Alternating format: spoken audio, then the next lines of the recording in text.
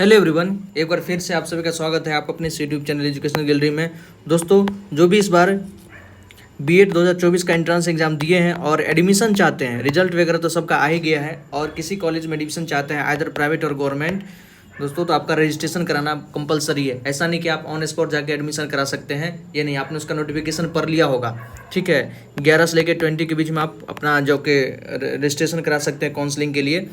और जिनको कराना है, जिनको एडमिशन लेना है, जिनके रिजल्ट में क्वालिफाइड लिखा गया है, ठीक है, क्वालिफाइड जिनका भी आ गया दोस्तों, उनको तो एडमिशन मिलेगा ही मिलेगा। अगर आप एडमिशन चाहते हैं, आपके रिजल्ट में क्वालिफाइड लिखा हुआ है, तो आप आराम से, चाहे कितना भी कम नंबर क्यों ना हो, आपको एडमिशन मिल जाएगा। बहुत सारा कॉलेज है जिसमें बच्चा पढ़ता ही नहीं है, खाली ही रह जाता है, लेकिन अगर आपको एडमिशन चाहना है दोस्तों तो आपको मिल जाएगा। ये आपको सोचना है कि आपको लेना है या नहीं लेना है। लेना है तो निश्चित है कि करवाइए ही, बिना करवाए हुए आपका एडमिशन नहीं हो सकता है, ठीक है। और नहीं लेना है तो कोई बातें नहीं। डेट वगैरह आपने देख लिया होगा, देख लीजिए दोस्तों डेट क्या क्या है कि 11 से आपका 11/7/24 से ऑनलाइन रजिस्ट्रेशन और for choice filling and preference of college, ये 11 से स्टार्ट है, 20 तक चलेगा। और जैसे ही 15-16 हो गया है तो आपको करा लेना चाहिए। आप नहीं किए तो जल्दी से जाके उसको अच्छे से भरिए और बहुत सारा सावधानी बरतना चाहिए, ताकि ऐसा नहीं कि आप गवर्नमेंट कॉलेज दे दिए, आपका नंबर बहुत कम है तो कुछ नहीं मिलेगा आपको। फिर अगर नहीं आया तो नहीं आया। 25 को आपको फर्स्ट राउंड का जो है कॉलेज अलॉटमेंट जारी कर दिया जाएगा और 26 से लेकर 9 तक जो इसका आपको पेमेंट करना होगा 3,000 रुपया। हम पहले भी बताए थे कि 3,000 रुपये पेमेंट करना होगा। मान लीजिए किसी कॉलेज में आपका नाम आ गया आपको, जैसे सत्यम है पटना में, इसमें अगर आपका नाम आ गया कि हाँ इसमें आपका आ गया है, तो आप उसको 3,000 रुपया डालिए, मतलब ऑनलाइन ही आपको 3,000 रुपया डालना पड़ेगा, तब जाकर आपका सीट कंफर्म हो जाएगा कि आपको इसमें एडमिशन लेना है नहीं आना, ठीक है। नहीं लेना है तो कोई बात ही नहीं है, लेकिन किसी दूसरे कॉलेज में फिर हो भी नहीं सकता है। अगर जिसमें आ गया उसी में नाम आपको लेना पड़ेगा। और उसके बाद जो है वेरिफिकेशन और एडमिशन जो फर्स्ट राउंड का हो जाएगा आपका, ये 26 से लेकर 10 तक, ठीक है। उसका तो क्लासेज स्टार्ट हो जाएगा। देखिए क्या क्या सावधानी बरतना चाहिए दोस्तों, ताकि आप गड़बड़ ना कर पाए किसी प्रकार का। यहाँ पर कुछ पॉइंट्स लिखा हुआ है, इसको आप अच्छे से ध्यान से पढ़िए ताकि आपको काम में आए। It is necessary to register for counselling for all qualified applicants. जितना भी क्वालिफाइड किए हैं, अगर वो एडमिशन चाहते हैं तो उनको जरूर है कि काउंसलिंग के लिए रजिस्ट्रेशन कराना जरूरी है, ठीक है। चाहे शिक्षा शास्त्री में हो या अगर बीएड के प्रोग्राम में आप करना चाहते हैं तो आपको कराना कंपलसरी है। It is also noted that selection of college and preference is one time process. मतलब दोबारा आपको मौका नहीं मिलेगा कि दोबारा फिर कभी डेट आएगा तो उस समय जाकर हम कॉलेज चॉइस कर लेंगे, रजिस्ट्रेशन कर लेंगे, नहीं। 11 से 20 के बीच में आपको करना है दोस्तों, ये वन टाइम प्रोसेस है।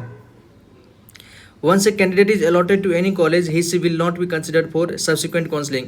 किसी स्टूडेंट्स को अगर किसी कॉलेज में अलॉट कर दिया गया है कि आपका फलना कॉलेज में नाम आ गया है, तो आपको उसी में एडमिशन लेना पड़ेगा। यही इसका एक मतलब कह सकते हैं कि डिमेरिट है, ड्रॉबैक है, कि आपको जिसमें नाम आ गया है उसमें आपको एडमिशन लेना ही पड़ेगा, ठीक है। आपने 10-12 तो जो भी 8-10 दिए रहेंगे, उसमें से अगर किसी में आ गया तो उसमें आपको डालना ही पड़ेगा। उसके अलावा आपको नहीं तो मौका नहीं मिलेगा। Reservation rosters are implemented only in government and constituent college. जो रिजर्वेशन वगैरह है, जैसे मुस्लिम माइनॉरिटी कुछ कॉलेज वगैरह सब हैं, तो वहाँ पर तो उनके लिए रिजर्वेशन है ही, पहले तो उनको देखा जाएगा। जैसे 50% seat in minority college are reserve for the concern minority candidate. जो भी माइनॉरिटी का कॉलेज है उसमें 50% तो माइनॉरिटी का एडमिशन लिया ही जाएगा, और जो 50% है वो उसमें सब जा सकते हैं। लेकिन जिनका नंबर बेहतर रहता है, आराम से अच्छे माइनॉरिटी कॉलेज में एडमिशन ले सकते। जैसे जाकिर हुसैन अच्छा कॉलेज हो गया, तो उसमें अगर आपका 70 से ऊपर नंबर है तो आराम से उसमें एडमिशन आपको मिल जाएगा। कम वाले को ही मिलेगा, लेकिन थोड़ा लेट से मिलता है, सेकेंड थर्ड में मिलता है। It is necessary to select at least 3 college from 1 और ऑल यूनिवर्सिटीज। कम से कम एक यूनिवर्सिटी से 3, और उससे ज़्यादा भी कर सकते हैं। कम से कम 3 या तो 1 या उससे ज़्यादा यूनिवर्सिटीज़ आप कम से कम 3 कर सकते हैं, ठीक है। 3 से कम आपको काउंसलिंग में चॉइस नहीं डालना है। 3 से कम कॉलेज का नाम आप डाल ही नहीं सकते हैं, वो लेगा ही नहीं, ठीक है। कम से कम 3 और ज़्यादा से ज़्यादा आप 9 डाल सकते हैं। मैक्सिमम कितना है तो 9 कॉलेज का आप नाम डाल सकते हैं, ठीक है। और उसी कॉलेज का नाम डालिए जिसमें उम्मीद हो कि आपको हो जाए, ठीक है। हमने इस पर पहले वीडियो बनाया हुआ है कि कितने नंबर पे कौन सा कॉलेज आपको मिल सकता है, तो डिस्क्रिप्शन बॉक्स में लिंक है, हमारा प्लेलिस्ट बना हुआ है लास्ट ईयर का, आप उस पर आप देख सकते हैं कि किस पे कौन सा कॉलेज मिला है। पूरा काउंसलिंग से रिलेटेड हमने पहले भी वीडियो डाल चुके हैं, आप उसको भी जाकर अच्छे से देख समझ सकते हैं कि आपको कौन सा मिल सकता है। It is necessary for minority applicants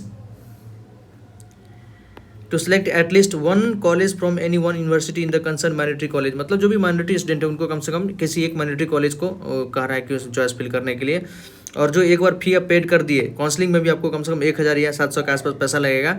एक बार अगर फीस पेड हो गया तो वो आपको रिकवर नहीं हो पाएगा, ठीक है। रिफंडेबल नहीं है ये सब कि आपको कॉलेज अलॉट हुआ नहीं हुआ, वो फीस आपका रिफंडेबल नहीं है। थोड़ा सोच समझ के आपको अगर लेना है, कहने का मतलब आपने आपके अगर रिजल्ट में क्वालिफाइड लिखा गया है और आपको एडमिशन लेना है तो आपको 100% ही एडमिशन मिलेगा। हाँ, ये जरूरी निश्चित है कि आपको वो कॉलेज नहीं मिल पाएगा अगर नंबर कम है जिसमें आप चाहते हैं, तो किसी न किसी कॉलेज में आपको जरूर है कि एडमिशन मिल जाएगा अगर आपने काउंसलिंग करा लिया है तो, ठीक है।